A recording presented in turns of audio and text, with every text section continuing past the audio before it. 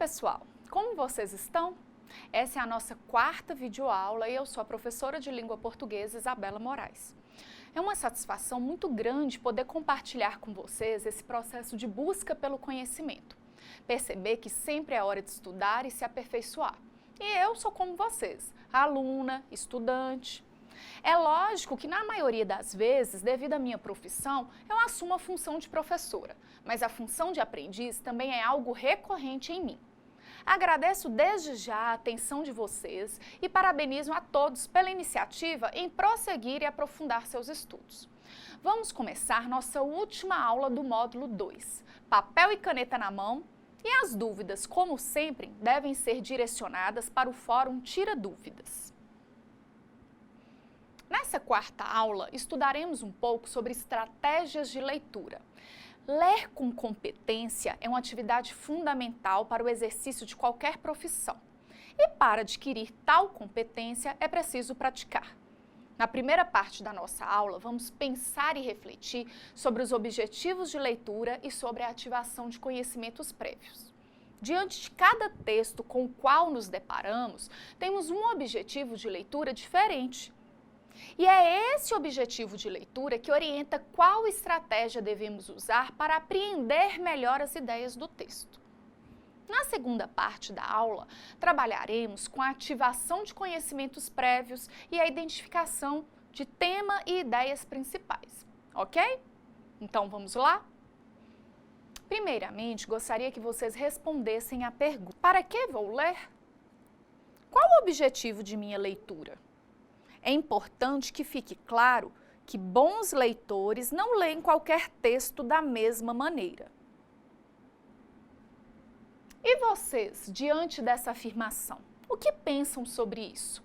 Como vocês leem? Para a autora Isabel Solé, a leitura exige motivação, objetivos claros e estratégias. Baseando-me em suas ideias e em seu livro Estratégias de Leitura, vou apresentar para vocês as estratégias procedimentais que podemos usar diante de cada propósito. Vamos ver como ler para obter uma informação precisa, ler para seguir instruções, ler para obter uma informação de caráter geral, ler para aprender, ler para revisar um escrito próprio, ler por prazer e ler para comunicar um texto a um auditório. Vamos ao primeiro propósito de leitura. Ler para obter uma informação precisa. É o tipo de leitura seletiva.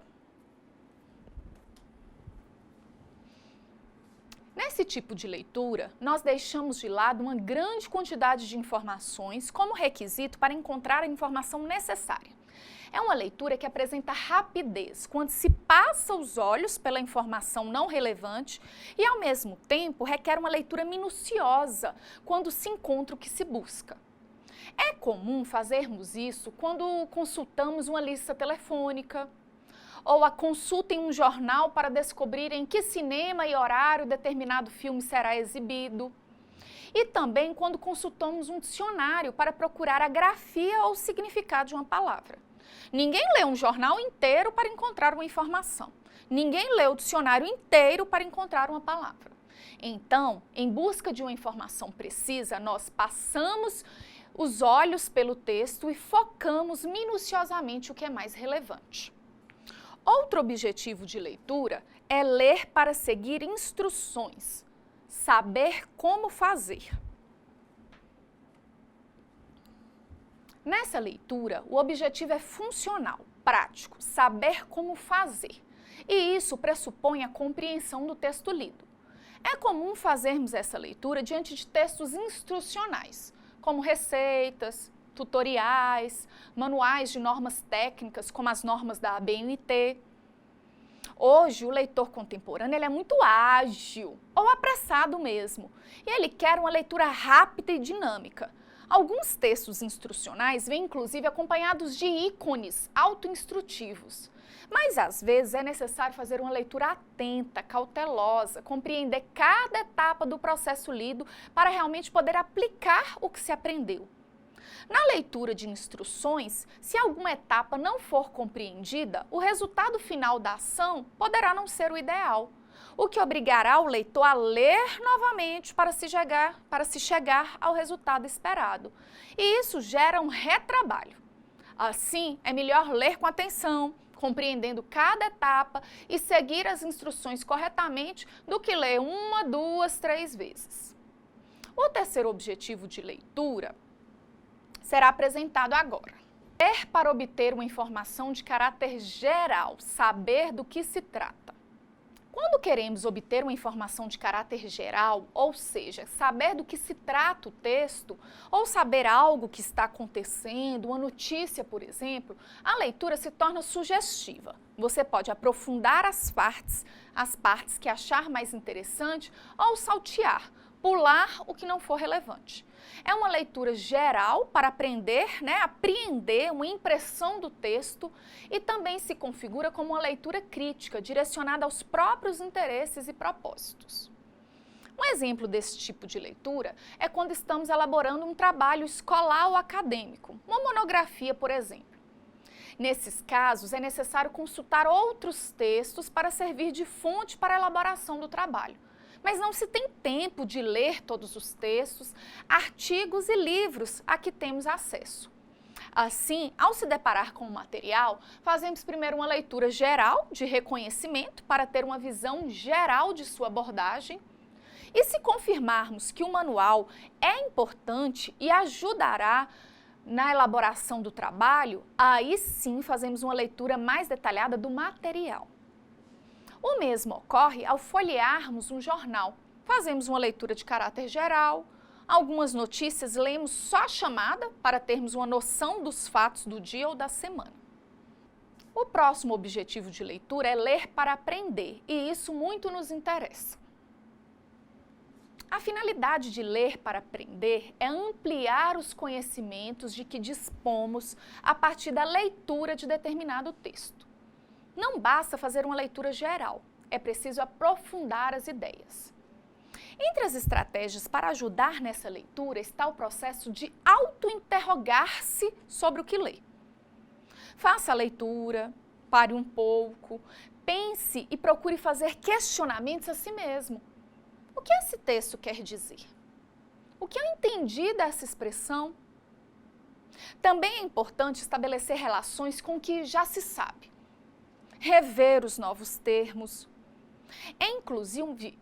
Essa leitura é inclusive um momento de ampliar o vocabulário, efetuar recapitulações e sínteses, sublinhar, anotar as partes importantes, elaborar resumos e esquemas como vimos, anotar dúvidas, buscar a leitura de outros textos. Todas essas são estratégias muito importantes. Cada um de vocês, cursistas, deve encontrar entre essas estratégias, ou entre outras, a que funciona melhor para vocês. Eu, particularmente, gosto de fazer resumo, grifar o texto, fazer anotações das partes mais importantes, reler o material e depois reler as anotações. Aqui, podemos aplicar também aquela habilidade sobre a qual falamos na aula 3, sumarizar informações, eliminar as informações secundárias e focar nas principais. Reelaborar o texto com suas próprias ideias. Essas estratégias são tão importantes que vou reforçar com um slide para ajudá-los a gravar, a pensar qual delas vocês já aplicam na leitura de textos, com o objetivo de aprender, e qual delas vocês não se interessam, ou melhor, e qual delas vocês se interessam para começar a fazer. Vejam, estratégias para ler para aprender. Auto-interrogar-se sobre o que ler, estabelecer relações com o que já se sabe, rever os novos termos, efetuar recapitulações e sínteses, sublinhar, anotar partes importantes, elaborar resumos e esquemas, anotar dúvidas, buscar a leitura de outros textos. Quem não utiliza nenhuma dessas estratégias, está na hora de rever a forma como se estuda. É lógico que estudar é algo muito particular. Cada um se dá melhor com uma estratégia diferente, mas é preciso sistematizar esse processo para potencializar o nosso aprendizado, principalmente nos dias de hoje, em que, ao pararmos para estudar, várias outras coisas nos tirando a atenção, como os sinais dos aplicativos de celular, as mensagens das redes sociais. O cérebro acaba se acostumando a fazer várias coisas ao mesmo tempo. Mas, na hora de ler para aprender, ainda é extremamente necessário dedicar-se a uma leitura atenta e com estratégias para realmente apreender o conteúdo. Pensem nisso, viu? Pensem com carinho. O próximo objetivo de leitura também requer estratégias importantes. Ler para revisar um escrito próprio. Essa leitura é bem comum em grupos que utilizam a escrita como instrumento de seu trabalho, como professores, escritores, editores, jornalistas. No entanto, para os estudantes e profissionais do mercado de trabalho, é muito importante também verificar a adequação do texto que se elaborou para transmitir o significado que o levou a escrevê-lo. É engraçado. Um fato que acontece no dia a dia. Vocês já pararam para pensar na quantidade de vezes que nós escrevemos uma mensagem via WhatsApp ou rede social e depois precisamos voltar, refazer e editar? Às vezes é culpa do corretor automático. E como o corretor automático atrapalha a comunicação, hein? Mas às vezes a responsabilidade é nossa mesma. Por que nós não fazemos isso antes de enviar a mensagem, hein? Na maioria das vezes é pela pressa, imediatismo em enviar a mensagem ou por falta de hábito de ler e revisar o próprio escrito. Muitos estudantes fazem isso nas redações escolares, inclusive, e nos concursos. Por falta de prática ou hábito, escrevem o texto e pronto. Não releem, não revisam e não aplicam estratégias essenciais da leitura crítica, as estratégias de controle e regulação. É necessário, como autores, nos colocarmos no lugar dos leitores de nossos textos. Será se eu conseguir colocar no papel o que eu tinha em mente? Será se o meu leitor compreenderá as minhas ideias da forma como eu planejei? As estratégias de controle e regulação devem ser usadas na autorrevisão das próprias redações escritas. Todo escrito precisa ser relido, revisto, reescrito. Até agora, eu estou falando de objetivos de leitura que requerem, de certa forma, estratégias controladas. Mas há um objetivo de leitura que foge disso tudo. Vejam, ler por prazer. Esta é a melhor das leituras. O leitor pode reler um parágrafo ou mesmo um livro inteiro tantas vezes quantas achar necessário. Poderá saltear capítulos e voltar a eles mais tarde. O que importa é a experiência emocional da leitura. Isso vale para a literatura, para as leituras de assuntos específicos. Há sempre um assunto que nos faz ler por prazer. Sejam revistas em quadrinhos, revistas de assuntos específicos, como moda para as mulheres, carros para os homens. É só um exemplo entre aspas, não é? Porque, independente de sexo, gênero, ideologia, todos nós temos um assunto que nos faz ler por prazer. E se alguém aí, assistindo essa videoaula, pensar lá no fundo, escondidinho, que nunca leu por prazer, eu tenho certeza que isso só acontece porque você ainda não descobriu o prazer que a leitura proporciona. Talvez por falta de experiências positivas.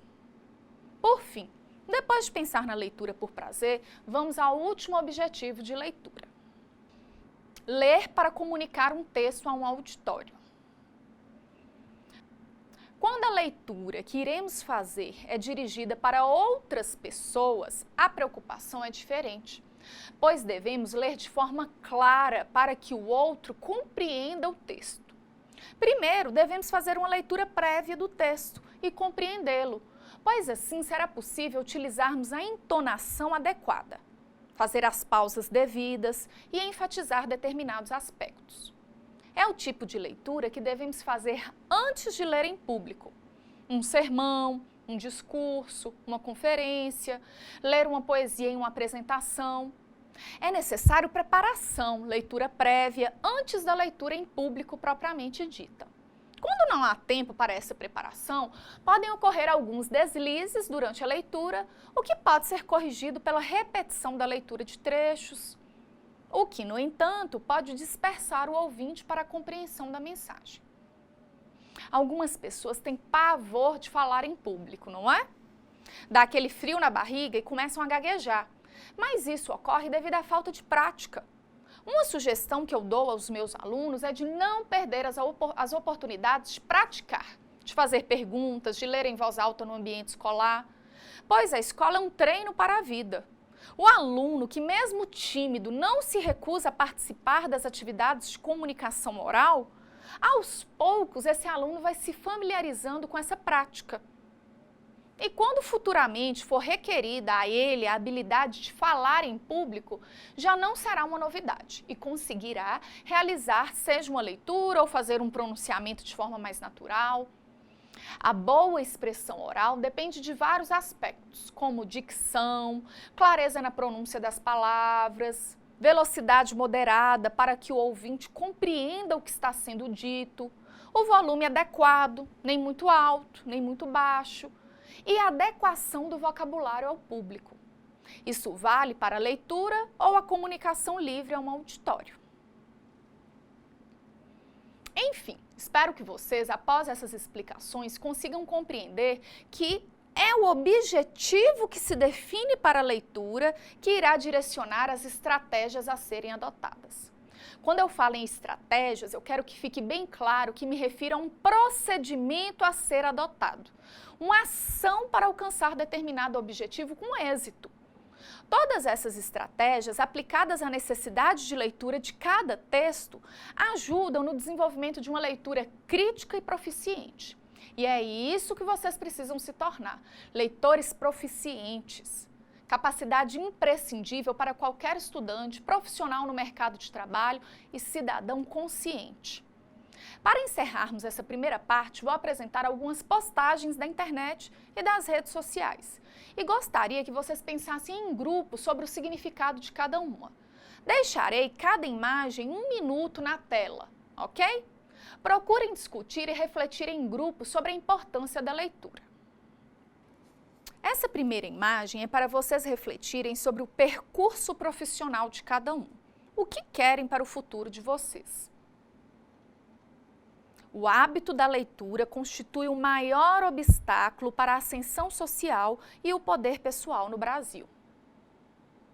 Frase dita por Diogo Mainardi, escritor, produtor, roteirista de cinema e colunista brasileiro.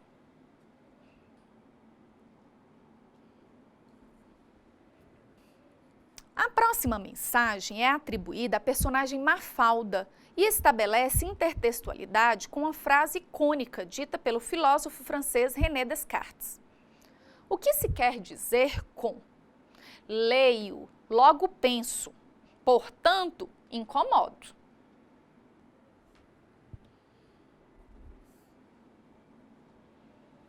E nesta última mensagem, gostaria que vocês procurassem associar com a leitura por prazer. Livro tem dessas coisas, faz mágica só com palavras, de Michele Trevisani. O que ela quis dizer com mágica? Qual a mágica das palavras? Espero que tenham refletido em grupo sobre essas postagens. Para encerrarmos essa primeira parte da aula, gostaria de lembrar-lhes de que no Caderno Didático de Língua Portuguesa 2 há alguns exercícios de interpretação de textos para vocês praticarem a habilidade de ler e entender textos. Qualquer dúvida, entre em contato comigo ou com os tutores presenciais e à distância. Começando já a segunda parte da nossa aula, vamos refletir sobre a ativação de conhecimentos prévios e a identificação de tema e ideia principal. A questão do conhecimento prévio é muito importante. Ao ler um texto, se você não possuir conhecimentos pertinentes sobre o mesmo, não poderá entendê-lo, interpretá-lo, criticá-lo utilizá-lo, recomendá-lo, rejeitá-lo, etc. Ao mesmo tempo, se você já conhece tudo sobre o que está lendo, não haverá nenhum esforço para compreendê-lo. O interessante da leitura é saber o necessário para saber mais a partir do texto. Vamos a um exemplo de um quadrinho publicado no jornal Folha de São Paulo. Em um ambiente que parece um bar, dois rapazes fazem um comentário sobre uma amiga que fez plástica. Depois da plástica, Sandrinha ficou parecendo uma pintura. Observem o texto. O que o rapaz quis dizer com isso? Vamos à análise da imagem de Sandrinha. Como a personagem está representada? O rosto, aparentemente de perfil, sua face está entrecortada em figuras geométricas, olhos e boca aparentemente fora de lugar, não se sabe se o rosto está de perfil ou de frente. Por que diante dessa imagem de Sandrinha, o rapaz a compara a uma pintura? Vocês possuem algum conhecimento que os ajude a interpretar esse quadrinho? Algum conhecimento intertextual? Que tipo de pintura seria essa que se assemelha a Sandrinha toda disforme? O rapaz estaria tecendo um elogio ou uma crítica? E então, conseguiram interpretar o quadrinho? Vou apresentar agora algumas pinturas e quero que tentem lembrar quem é o pintor famoso que as produziu e quais as características dessas obras. Há alguma semelhança entre essas obras e o rosto de Sandrinha? Conseguem lembrar quem é o famoso pintor dessas obras? Observem as telas com atenção.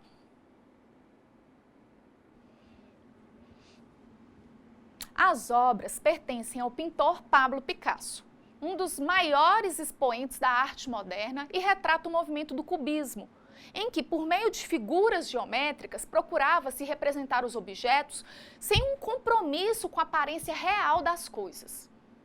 Em relação aos retratos de mulheres, Picasso trabalhava com a perspectiva que passava a impressão de um rosto em perfil e, ao mesmo tempo, a face de frente, o que demanda uma observação detalhista da tela.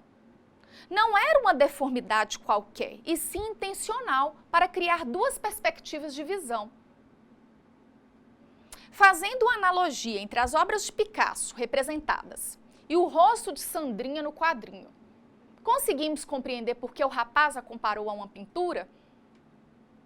Se comparada às obras de Picasso, que representava de certa forma uma desconstrução da realidade, poderíamos considerar o rosto de Sandrinha como uma verdadeira obra de arte. Mas, em relação aos padrões estéticos atuais, o comentário do rapaz não foi certamente um elogio. A partir dos conhecimentos associados, podemos então construir o sentido do texto. Existem, assim, diversos conhecimentos internalizados que, durante a leitura e a interpretação de textos, os usuários da língua vão acionando no processo de construção de sentidos. As autoras Cor e Elias, no livro Ler e Compreender, elas explicam que, durante o processamento de um texto, nós recorremos a vários conhecimentos, arquivados em nossa memória e que nos ajudam a elaborar hipóteses de interpretação. Entre os conhecimentos internalizados, há o conhecimento linguístico, que se refere aos conhecimentos da gramática e do léxico da língua, ou seja, a organização e a combinação das palavras entre si. Há o conhecimento enciclopédico, aquele conhecimento adquirido através da convivência social e sobre as diversas situações e eventos da vida cotidiana, como se nós fôssemos uma enciclopédia mesmo. À medida que vamos estudando e vivendo experiências novas, acumulamos vários tipos de conhecimento sobre os mais variados assuntos. O conhecimento tipológico ou superestrutural é aquele que nos ajuda a identificar qual gênero a que o texto que estamos lendo pertence. Se é uma crônica, uma notícia, um resumo, uma resenha, um esquema, uma reportagem. E ainda se o texto é do tipo narrativo, descritivo, dissertativo, expositivo ou injuntivo. Poderíamos ficar horas aqui falando sobre as especificidades que envolvem cada tipo desses conhecimentos, mas não é esse o nosso objetivo. Eu quero apenas que pensem sobre o quão importante é valorizarmos as leituras e as experiências que vivemos diariamente. Quero despertá-los para a importância de estarmos em constante aprendizado. Há ainda 2 outros tipos de conhecimentos internalizados. O conhecimento estilístico está relacionado aos registros que usamos para falar ou escrever, mais formal, menos formal, uso de gírias, jargão técnico, as variedades de língua e sua adequação a situações comunicativas. E, por fim, o conhecimento de outros textos que permeiam nossa cultura. Conhecimento que nos permite reconhecer as vozes de outros textos e de outros autores presentes no texto que estamos lendo. A conhecida intertextualidade. Como vimos, a intertextualidade com a obra de Picasso no quadrinho que interpretamos anteriormente. Esses conhecimentos internalizados confirmam o que eu já havia afirmado na aula 3. Todos nós, diante do que vamos falar, ler ou escrever, nós não precisamos começar do zero, pois já conhecemos mais ou menos como nos posicionarmos nas diferentes situações sociais de comunicação. Agora, vamos diferenciar 2 conceitos importantes no momento de leitura, compreensão e interpretação de texto: tema e ideia principal.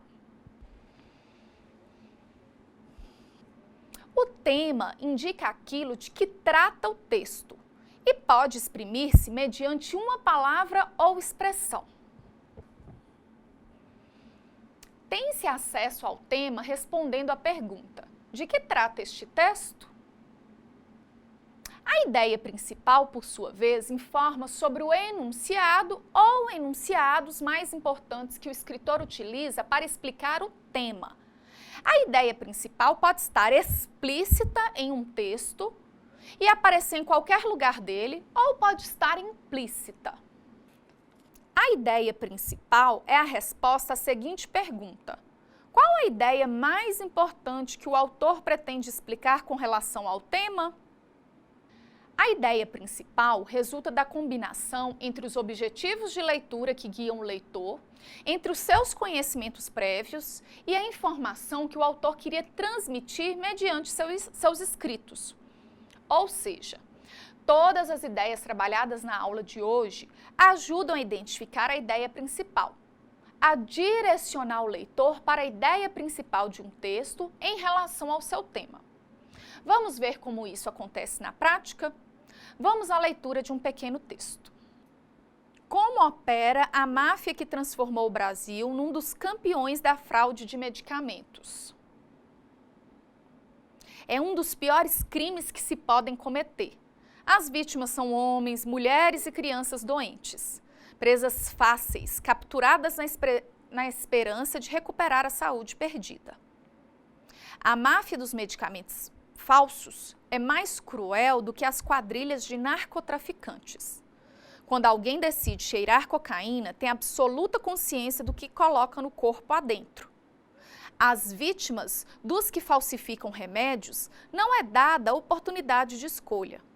Para o doente, o remédio é compulsório. Ou ele toma o que o médico lhe receitou, ou passará a correr risco de piorar ou até morrer. Nunca como hoje os brasileiros entraram numa farmácia com tanta reserva. Vamos analisar o título. Há no Brasil uma máfia em relação à fraude de medicamentos. Agora vamos ao texto. É um dos piores crimes que se podem cometer. As vítimas são doentes na esperança de recuperar a saúde. A máfia é mais cruel que a venda de drogas. Quem se droga, as vítimas das drogas, têm consciência do que se faz. As vítimas dos remédios falsos não têm consciência. Outra informação importante, o remédio é algo necessário, ou toma o remédio ou piora e até pode morrer. Enfim, diante da leitura e análise do texto, vamos fazer as perguntas para identificar o tema e a ideia principal. De que trata este texto? Qual o seu tema? O texto trata da máfia de falsificação de remédios. Qual a ideia mais importante que o autor pretende explicar com relação ao tema? A máfia dos medicamentos falsos é mais cruel do que as quadrilhas de narcotraficantes. E assim vocês podem fazer em relação a todos os textos com os quais se depararem. É lógico que os textos diferem entre si em nível de complexidade. Por isso é que se torna importante buscar estratégias de leitura que os ajudem na compreensão e interpretação de textos. Nossa aula chegou ao fim. Agradeço a atenção de todos e desejo sucesso na conclusão deste módulo 2. Estou à disposição de vocês para esclarecer qualquer dúvida. Um grande abraço.